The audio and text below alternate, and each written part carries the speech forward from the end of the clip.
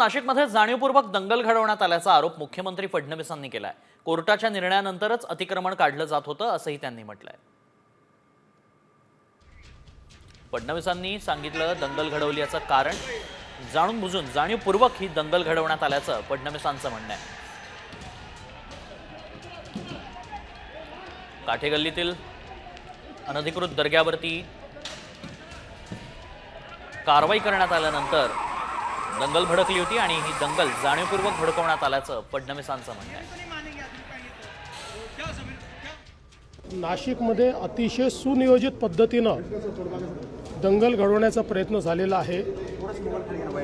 न्यायालयाच्या निर्णयानंतर तिथल्या लोकांनी स्वतः ते अतिक्रमण काढण्याच्या संदर्भात पोलिसांना सांगितलं आणि ते अतिक्रमण काढण्याची सुरुवातही त्यांनी स्वतः केली।